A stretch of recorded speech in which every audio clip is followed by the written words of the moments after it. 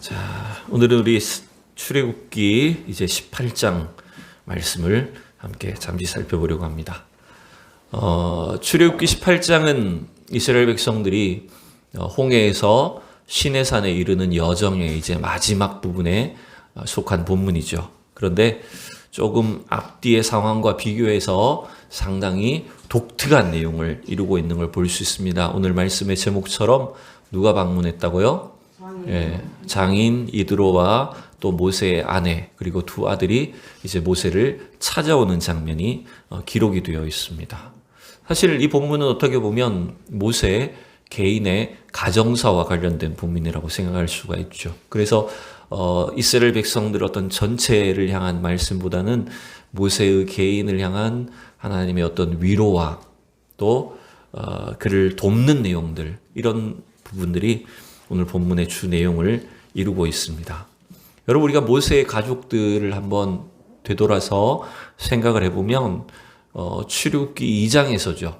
모세가 40세 때에 애굽의 관리를 쳐서 죽인 후에 살인자가 되어서 애굽을 도망칠 수밖에 없었어요. 그래서 어느 땅으로 도망쳤을까요? 여러분, 그때 미디안으로 도망쳤죠. 그래서 미디안 땅으로 정처 없이 막 처음 가보는 그런 그 곳으로 나그네가 되어서 도망을 쳤는데, 그때 이제 우물가에서 이 양을 치는 목동 일을 하는 여성들을 도와주게 됩니다. 그러니까 남자 목동들에 의해서 괴롭힘을 당하고 있던 이 여자 목동들을 도와줬는데, 그 도와줬던 이 여성들이, 딸들이 누구였냐면 오늘 본문에 나오는 이 장인이 될 이드로의 딸들이었던 거예요. 그래서 옛날부터 보통 보면 항상 우물가에서 무슨 역사가 일어나죠. 우물가에서 이삭도 그죠? 그 부인감을 종이 찾게 되고, 그런 것처럼 이 우물가에서 사실은 남녀간에 만난 이야기가 많이 나왔는데, 이제 모세는 그래서 그 이드로의 집에 초청을 받아서 그 집에서 머무르게 되면서 이제 이드로의 딸 십보라와 결혼을 하게 됩니다. 그래서 그 십보라하고 사이에서 낳은 이제 자녀가 오늘 본문에도 이제 이름이 두 사람이 기록되어 있는데, 2절에 보면 누구죠, 여러분? 2절, 3절, 4절에 보면 첫째는 게르솜이라고 하는 아들이고, 둘째는요 엘리에셀이라고 하는 아들을 낳게 되었다라고 이렇게 말합니다. 이 두 아들의 이름은 모세가 처해 있는 상황을 그대로 표현하는 말이에요. 그래서 첫째 이 게르솜이라고 하는 아들의 이름이 뜻이 뭐라고요? 제가 나그네라고 미리 말해버렸는데, 내가 지금 이방에서 나그네가 되었다 이런 의미가 바로 이 게르솜이에요. 그러니까 사실은 이 모세가 지금 첫 아들을 낳기까지는 사실은 굉장히 뭔가 마음에 여러 가지로 불편함과 또 허전함과 또 그런 그 쓸쓸한 마음이 있었다라고 하는 걸 알 수가 있죠. 그런데 이제 둘째 아들의 이름을 보면 좀 바뀌었죠. 상황이 바뀌었죠. 엘리에셀이라고 하는 이름으로 바뀌었는데, 그 아들의 이름은 뜻은 뭘까요? 우리가 여러분 항상 구약 성경에서 엘이라는 단어가 딱 들어가기만 하면 항상 뭘 생각하면 되냐? 하나님을 생각하면 됩니다. 항상 엘은 하나님이란 뜻이에요. 그래서 엘리 하면은 나의 하나님이에요. 엘리는 리가 붙으면 나의라는 뜻이게 되거든요. 그래서 엘리에셀이라고 하면은 나의 하나님은 도우시는 분이다. 그래서 여러분, 왜 하나님이 아담을 위해서 독처하는 것이 좋지 못하기 때문에 여자를 만들어 주시면서 이 부부의 역할을 뭐라고 했냐면 돕는 배필이라고 했잖아요. 그때 돕는 배필이란 단어가 여기 나오는 에셀이란 단어예요. 즉 나의 하나님은 나를 도우시는 분이다. 이 신앙 고백을 담아서 이 모세가 둘째 아들의 이름을 붙였는데, 근데 분명히 이 모세가 둘째 아들의 이름을 붙일 때가 아마 아직 출애굽이 시작도 하기 전이었던 것 같은데, 오늘 이 4절에 보니까 모세가 그 이름의 뜻을 이런 의미를 담았다고 표현했잖아요. 내 아버지의 하나님이 나를 도우사 바로의 칼에서 구원하셨다 함이더라. 아직 모세는요 애굽에 들어가지도 않았어요. 돌아가지도 않았는데 벌써 둘째 아들의 이름을 지었다는 것은 이때 이미 아마 모세가 하나님의 구원 역사를 확신했다는 걸 어떻게 보면 볼 수가 있겠죠.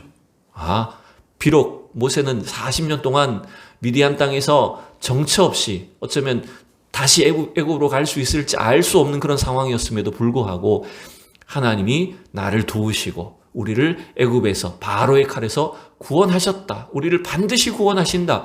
그러한 담대한 믿음의 확신이 이 모세 속에 있었다라고 하는 걸 우리는 짐작을 할 수가 있습니다. 어쨌든 그렇게 모세는 40년 동안 미디안 광야에서 이 장인 이드로의 양을 치면서 살았습니다. 그러다가 몇 살에 다시 하나님의 부르심을 받습니까, 여러분? 몇 살에? 75세는 아브라함이었고 40년 후에 즉 80세 때 모세가 부름을 받잖아요. 그래서 호렙산에서 하나님이 떨기나무 불꽃 가운데서 나타나셔서 모세를 부르시고 그 모세에게 임재하시면서 사명을 주셨잖아요.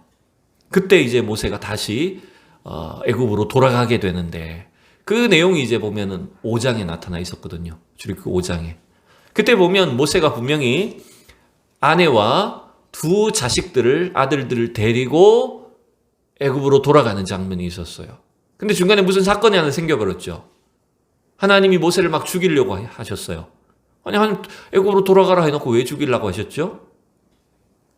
네, 지나가니까 지나간 것은 지나간 대로 다 잊어버리죠. 그때 왜 하나님이 모세를 죽이려고 하셨을까요? 그때 뭘 행했죠? 십보라가 두 아들의 할례를 행했잖아요. 하나님이 어떤 일들을 항상 어떤 사명과 어떤 사역을 이루시기 전에는 뭔가 하나님 백성의 언약 백성의 증거를 원하셨다는 걸 알 수 있죠. 그래서 이스라엘 백성들이 여호수아와 함께 가나안 땅에 들어갔을 때도 건너가서 제일 먼저 뭘 했습니까? 우리 여호수아에서요. 그렇죠. 할례를 행했잖아요. 똑같은 상황이라는 거죠. 이방 땅에서 태어난 이 모세의 두 아들들은 할례를 행하지 않았어요. 그리고 하나님은 그 아들들의 할례를 요구하시고 어쨌든 그 노정 가운데서 할례를 행했는데 어찌 된 일인지 그 이후에는 모세의 아내와 두 아들이 성경의 내용 속에서 빠져버립니다. 등장하지 않아요. 그죠? 언제 돌아갔는지 알지 못하지만 우리가 짐작해 보건대 아마 그 사건이나 그 바로 다음쯤 이후에 모세의 아내 십보라와 두 아들은 친정으로 돌아가 버렸다는 걸 알 수 있어요. 이게 모세가 돌려보낸 건지 아니면 우리가 이렇게까지 힘든 길을 가야 돼? 혹은 이렇게 위험한 길을 따라가야 돼? 라고 해서 부인이 마음에 돌아서 버려서 돌아간 건지 친정으로 간 건지 정확한 연유를 알 수가 없어요. 성경이 밝히질 않기 때문에. 그러다가 등장한 게 오늘 18장에서 등장한 거예요. 근데 여러분이 공교롭게도 그때 모세의 아내와 두 아들들이 모세와 헤어지기 전에 마지막으로 등장했던 곳이 어디였냐면 하나님의 산 호렙이었거든요. 호렙이가 아니라 호렙산. 자꾸 이 말을 하다 보면 딴 생각이 나가지고, 그죠? 호렙산에서 마지막 등장을 했었어요. 근데 오늘 본문에 여러분 보세요. 이 모세의 두 아내와 아들이 장인 어른과 함께 돌아온 장소가 어디입니까? 5절을 보시면 18장 5절을 읽어봅시다. 시작. 모세의 장인 이드로가 모세의 아들들과 그의 아내와 더불어 광야에 들어와 모세에게 이르니 곧 모세가 하나님의 산에 지친 곳이라. 물론 어디에서 돌아갔는지 우리는 정확하게 알 수는 없지만 어쨌든 그 4장에서 마지막 모세의 아내와 두 아들이 등장했던 마지막 장소가 어디였다고요? 호렙산이었다고요.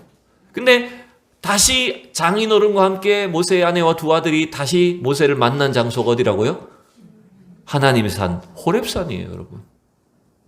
그러니까 여러분 이게 어떻게 보면 모세가 어쩌면 아내와 두 아들들과 헤어진 채 이제 그 애굽의 그 엄청난 힘든 그 출애굽의 바로 왕과 대결을 펼치고 엄청난 힘든 과정을 거쳐오면서 사실 얼마나 외롭고 힘들었을까요? 근데 드디어 18장에서 하나님은 모세에게 그의 아내와 두 아들을 되돌려 주심으로 인해서 누가 가장 이때 즐거웠을까요? 네? 네? 모세죠. 네? 잃어버렸던 아내를 어쩌면 그 사랑스러운 두 아들들을 모세는 드디어 다시 만나고 재회하게 된 거예요. 남편 친정 갔다가 아내가 돌아오는 거 별로 안 좋아하나요? 그렇지 않았죠? 이때하고 오늘날로는 다르잖아요. 어쨌든 하나님의 그 명령을 따라 바로 왕과 치열하게 이 모세가 다툰 뒤에 힘들게 이제 애국을 빠져나와서, 그리고 또 그 다음에 홍해 건넜죠. 광야에 막 힘든 여정을 통과했죠. 얼마나 모세가 사실은 외롭고 힘들었을까요? 가족과 헤어져서 치열한 싸움을 싸우면서 여기까지 왔는데 하나님이 드디어 이제 모세에게 그의 아내와 두 아들을 만나게 해주심으로 인해서 모세를 어쩌면 여기서 위로해 주시는, 그에게 회복을 주시는 게 어쩌면 이 18장의 내용이다라고 하는 걸 알 수가 있습니다. 자, 오늘 우리는 이 본문의 그 시간이나 요걸 다시 한번 좀 생각해 볼 필요도 있습니다. 자, 5절을 다시 한번 보시면, 자, 5절 우리 다시 읽어봅시다. 시작. 모세의 장인 이드로가 모세의 아들들과 그의 아내와 더불어 광야에 들어와 모세에게 이르니 곧 모세가 하나님의 산에 지친 곳이라. 자, 장인 이드로가 아내와 두 아들들을 이끌고 이 사위되는 모세를 만나러 와서 만난 장소가 지금 호렙산 하나님의 산에 이스라엘 백성들이 지친 곳이라고 했어요. 근데 이게 조금 우리가 이제 앞뒤 성경을 살펴보면 의아한 사실은 상황이 발생해요. 그게 뭐냐면 19장의 사건을 보면, 19장을 넘어가 볼게요. 좀 비교해 보기 위해서. 19장에 보면 보세요. 이스라엘 자손이 애굽 땅을 떠난 지 3개월이 되던 날 그들이 시내 광야에 이르니라. 2절 읽어봅시다. 그들이 르비딤을 떠나 시내 광야에 이르러 그 광야의 장막을 치되 이스라엘이 거기 산 앞에 장막을 치니라. 여러분, 분명히 17장의 내용까지는 르비딤에서 있었던 사건들이었어요. 근데 18장에서 장인과 아내와 두 아들을 만난 곳이 여호와의 산, 하나님의 산, 호렙산이라고 분명히 얘기했는데 19장에 보니까 이제서야 하나님의 산에 시내 광야, 시내산 옆에 있는 그 거기에 장막을 쳤다라고 이렇게 말하고 있잖아요. 그러면 18장의 내용이 이게 좀 앞뒤가 안 맞는 거예요. 시간상으로 따져보면 분명히 19장에 와서 하나님의 산이 있는 곳에 거기에 장막을 쳤다고 되어 있는데 18장 5절에 장인과 아들과 아내를 만난 장소가 하나님의 산이었다고 말을 하면 이게 뭔가 좀 안 맞잖아요. 성경이 그럼 모순되느냐? 그런 의미가 아닌 것 같아요. 이게 18장의 어떤 내용은 사실은 논리적인 순서로 따지면 어떻게 보면 19장에 이스라엘 백성들이 시내 산 옆에 장막을 친 뒤에 일어난 사건일 가능성이 높다는 거예요. 사건 시간 순서상 가능성을 해요. 그러면 왜 하나님 굳이 약간 순서를 바꾸어서 뒤에 일어난 사건을 18장에다 기록을 하셨을까? 여러분, 이것은 하나님의 어떤 의도가 있는 기록 방식이라는 걸 우리가 짐작을 해보게 됩니다. 성경에 오류가 있는 게 아니고요, 하나님의 의도가 있다는 겁니다. 그게 뭐냐면 아까 얘기했듯이 첫 번째는 일단은 하나님의 말씀을 받기 전에 하나님께서 모세가 지금까지 막 고생하고 힘들었던 모든 것들을 위로해 주시고 뭔가 그를 회복시켜 주시려고 하는 의도가 있는 것 같아요. 개인적인 차원에서. 근데 또한 18장이 여러분 단순히 개인적인 차원에서만 주신 말씀은 아니에요. 왜냐하면 이 의도 자체가 그래요. 뒤에 일어난 사건을 미리 이렇게 기록하게 하신 이유는 뭔가 앞의 상황과 대조해 보도록 하기 위해서, 비교하도록 하기 위한 어떤 목적이 분명히 있다는 겁니다. 여러분, 17장에서 마지막 부분에 르비딤의 두 번째 싸움, 무슨 싸움이 있었습니까? 누구하고 싸웠습니까? 그렇죠.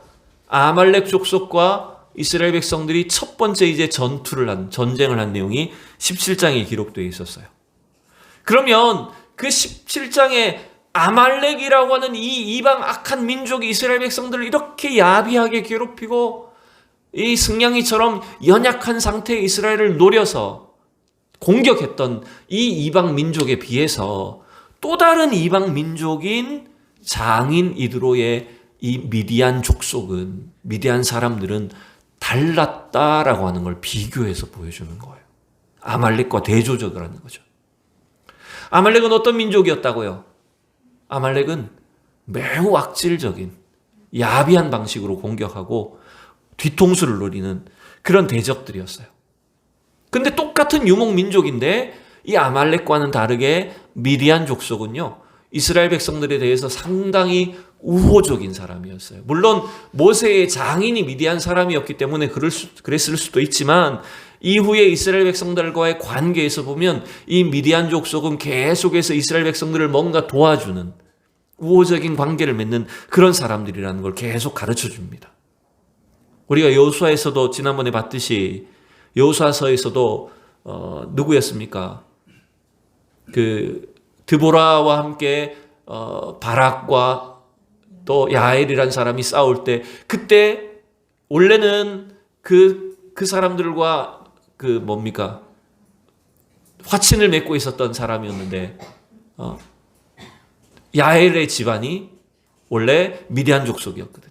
근데 이스라엘 백성들을 도와줬다는 말이에요. 겐 사람인데, 미디안 겐 사람들인데 오히려 이스라엘 편을 들어준 거예요. 그 외에 나중에 사울 왕 때나 다윗 왕 때로 이어져 보면 그때도 이 미디안 족속과 이스라엘 백성들의 사이가 물론 나쁠 때도 있었지만 그들을 도와주고 이렇게 동맹을 맺을 때가 사실 많았다는 걸 알 수가 있습니다. 그리고 여러분, 오늘 본문에 우리는 12절까지만 읽었지만 13절 이하의 본문에도 보시면 그 뒤에 긴 내용 27절까지는 무슨 내용이 나오는지 아십니까? 이 장인 이드로가 사위 모세에게 그에게 모든 것들을 도와주는 지혜를 베풀어주는 장면이 나와요. 모세가 혼자 이스라엘 백성들을 다 다스리고 있을 시기였다는 말이에요. 혼자 이스라엘 백성들의 문제를 다 재판해 줘야 되고 하나님의 말씀을 가르쳐야 되고 막 싸우면 분쟁을 해결해 줘야 되고 이런 지치는 상황 속에 있었을 때 장인 이드로가 이 모세를 사위를 보니까 야, 너 그렇게 하다 보면 넌 죽겠다. 그렇게 하면 안 돼. 라고 하면서 이제 이 장인이 사위에게 지혜를 알려주는 겁니다. 그 내용이 여러분 13절 이하에 쭉 나오는 거예요. 여러분, 우리 19절부터만 한번 볼까요? 넉 절만 한번 볼게요. 뒷부분은 우리가 이렇게 한번 간략하게 짚고 넘어갔으면 좋겠습니다. 19절부터 22절입니다. 같이 읽어봅시다. 시작. 이제 내 말을 들으라. 내가 내게 방침을 가르치리니 하나님이 너와 함께 계실지로다. 너는 하나님 옆에서 그 백성을 위하여 그 사건들을 하나님께 가져오며 그들에게 율례와 법도를 가르쳐서 마땅히 갈 길과 할 일을 그들에게 보이고 너는 또 온 백성 가운데서 능력 있는 사람들 곧 하나님을 두려워하며 진실하며 불의한 이익을 미워하는 자를 살펴서 백성 위에 세워 천부장과 백부장과 50부장과 10부장을 삼아 그들이 때를 따라 백성을 재판하게 하라. 큰 일은 모두 내게 가져갈 것이요 작은 일은 모두 그들이 스스로 재판할 것이니 그리하면 그들이 너와 함께 담당할 것인즉 일이 내게 쉬우리라. 아멘. 여러분, 이 지금까지는 이스라엘 백성들이 출애굽을 하기는 했지만 어떤 행정적인 사법적인 체계나 조직이 제대로 갖추어져 있지 않은 상황이었어요. 그저 지파별로 어떤 각 지파 12지파의 대표자들 정도만 있을 뿐이었지 뭔가 제대로 조직화된 어떤 집단이 아니었단 말이에요. 근데 장인 이드로가 모세가 하는 걸 딱 보면서 지혜를 주는 겁니다. 하나님의 말씀을 너는 가르치고 백성들을 인도하고 지도하기는 하되 백성들을 판결하는 일, 다스리는 일을 어떻게 하라고요? 네, 21절에 보니까 백성 가운데 능력 있는 사람들 곧 하나님을 두려워하며 진실하며 불의한 이익을 미워하는 자들을 지도자가 될 만한 사람들을 세워서 그 사람들로 하여금 천부장, 백부장, 50부장, 10부장 이렇게 각 단위별로 지도자를 세우라는 거예요. 그래서 작은 일들은 그 사람들이 담당을 하게 해라. 왜 네가 다 하려고 하냐? 라고 이런 질서, 행정체계와 질서들을 가르쳐주는 내용이에요. 결국 여러분 이게 가만히 보면요. 이스라엘 백성들은 철저히 하나님의 어떤 인도하심과 하나님의 말씀, 율법을 따라 세워지긴 했지만 이런 사법, 행정적인 어떤 체계들은 사실 누구한테 온 겁니까? 장인 이드로한테 온 거예요. 즉 이방 사람들에게서 이 체계를 배웠다는 걸 알 수가 있는 겁니다.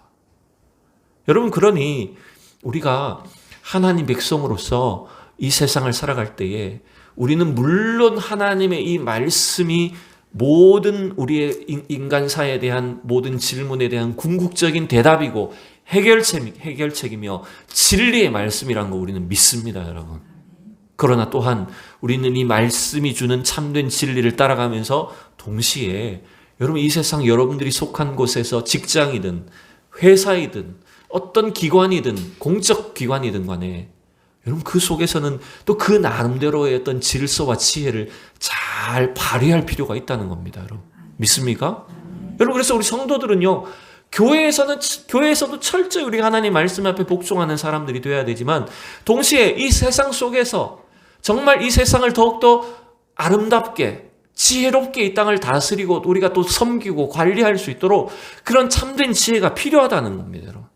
그런 능력 있는 우리 성도들이 다 되셨으면 좋겠습니다. 이런 것들을 사실 장인이 가르쳐 줬다는 거예요. 그게 사실 어떻게 보면 놀라운 부분이라고 할 수 있죠. 자, 근데 그건 이제 그 다음의 내용이라면 우리가 다시 이 모세가 장인과 또 아내와 딸을 만난 장면을 좀 집중해서 살펴보도록 하겠습니다. 자, 오늘 말씀의 마지막 부분이에요. 근데 1절을 다시 한번 보겠습니다. 자, 오늘 상황의 본문의 배경이 되는 1절을 같이 한번 읽어봅시다. 시작. 모세의 장인이며 미디안 제사장인 이드로가 하나님이 모세에게와 자기 백성 이스라엘에게 하신 일, 곧 여호와께서 이스라엘을 애굽에서 인도하여 내신 모든 일을 들으니라. 아멘. 자, 오늘 이 장인 이드로가 모세를 찾아오기 전에 뭘 들었다고요? 그냥 찾아온 게 아니에요, 그죠?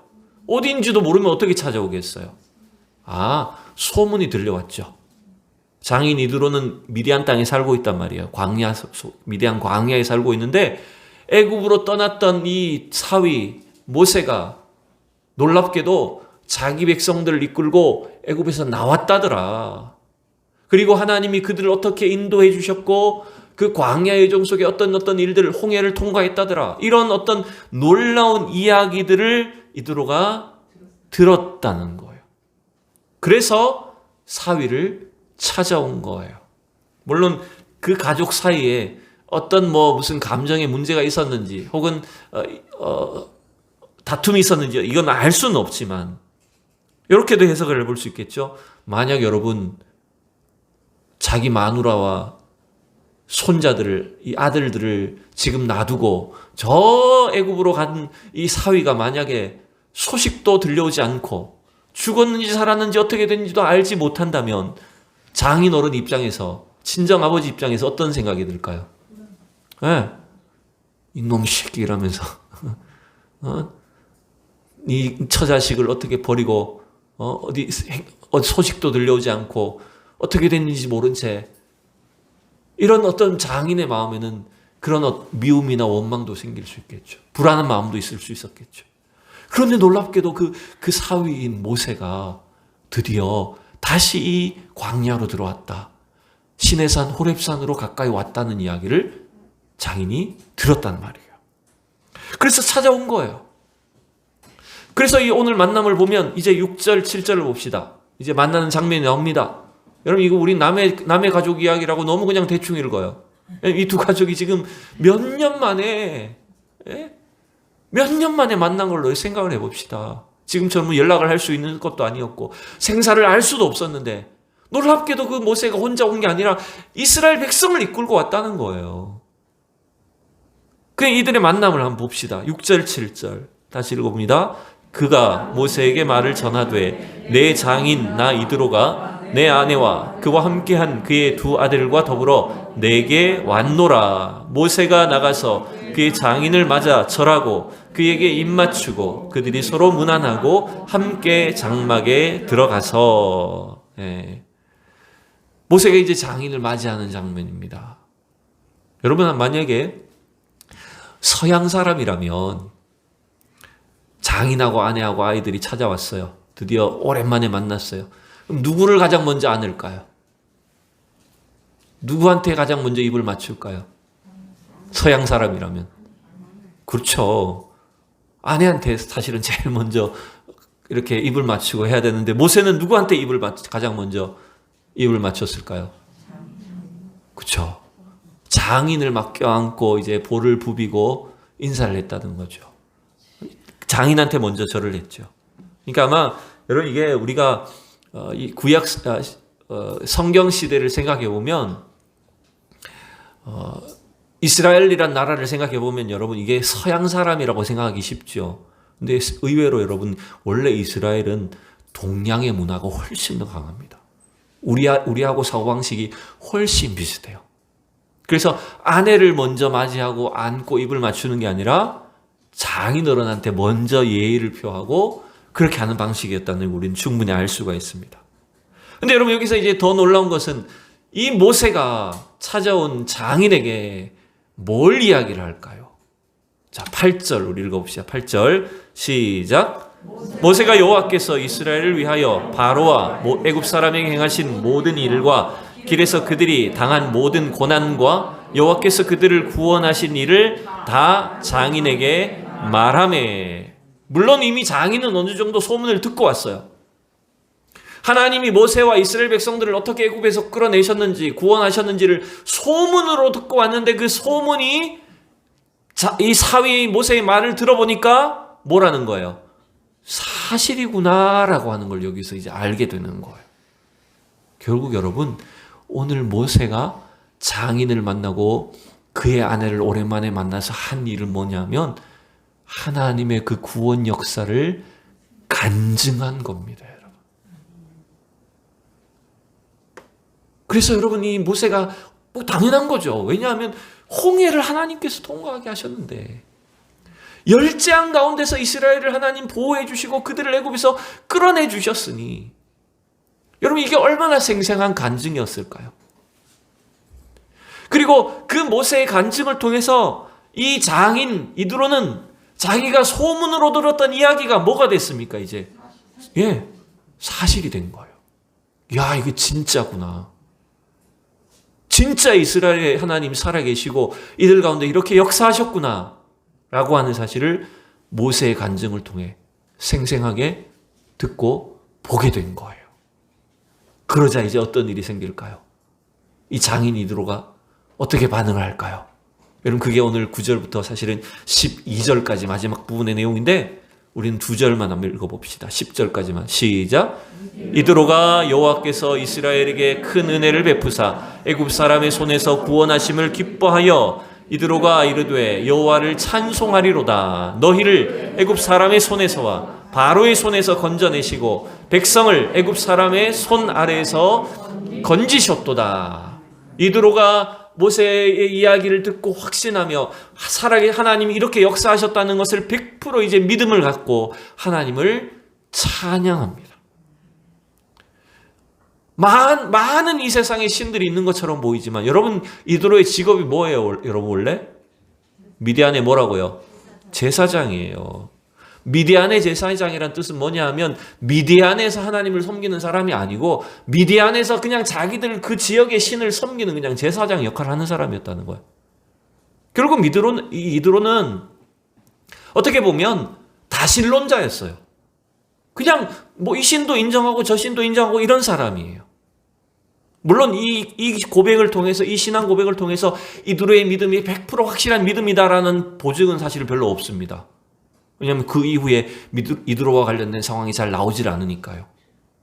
그러나 최소한 오늘 본문에서 보면 이 모세의 장인 이드로는 하나님께 대한 어떤 그 신앙의 고백들을 뭔가 확실하게 하고 있는 걸 여러분 볼 수가 있어요. 그리고 하나님 앞에 제물들을 준비해서 이스라엘 백성들과 함께 하나님 앞에 제사, 예배를 올려드리고 그리고 이스라엘 백성 장로들과 함께 식탁을 함께 했다는 거예요. 여러분 밥을 함께 먹었다는 게 뭐가 됐다는 걸까요? 식구가 됐다는 거죠. 가족이 됐다는 거죠. 여러분 오늘 이 출애굽기 18장에 모세와 장인 만나는 가족들을 만나는 이 장면을 통해서 우리가 너무나 먼 옛날 사건이고 별로 우리와 상관이 없는 것처럼 보이는 이 사건이지만 저와 여러분의 가정이 복음으로 하나가 되는 구원받는 놀라운 역사에 대한 소망을 여러분 좀 가지시기 바랍니다. 여러분 이게 어떻게 이루어진 일일까요? 모세가 막 가족 구원을 위해서 맨날 기도했기 때문일까요? 물론 기도했겠죠. 근데 우리가 이 본문에서 함께 살펴봐야 될 일은 뭐냐 하면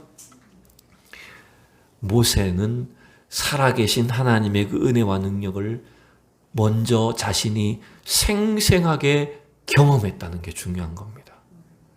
우리가 뭔가 자녀들에게 가족들에게 야, 너 교회 안 나오니 교회 나와라 막 이렇게 막 강요한다고 해서 이렇게 한다고 해서 여러분 가족 구원이 이루어지는 게 아니라 어떻게 보면 저와 여러분이 먼저 하나님 은혜를 받으셔야 돼요. 내가 살아계신 하나님에 대한 그 은혜와 확신이 분명해야 된다는 겁니다. 그래서 우리의 이 삶을 통해서 우리의 일상 가운데 하나님이 나에게 어떻게 역사하셨는지, 그래서 우리가 입을 열면 자연스럽게 하나님께 대한 간증이 터져 나오고 그 하나님의 능력에 대한 확신이 우리 속에 솟아나올 때 자연스럽게 그 멀리 있던 장인과 또 어쩌면 만나지 못할 것처럼 보였던 아내와 두 아들이 어떻게 된다고요? 돌아오는 역사가 있게 됐잖아요. 공교롭게도 이번 이제 주일부터 설 연휴가 시작되죠. 우리가 이렇게 명절이 다가올 때마다 우리의 가족들, 자녀들, 친척들, 이웃을 위해서 기도하고 가족의 복음화를 위해서 우리는 늘 생각하고 하나님 앞에 간구합니다. 특별히 오늘 이 본문을 여러분 보시면서 어쩌면 우리는 이렇게 결단했으면 좋겠어요.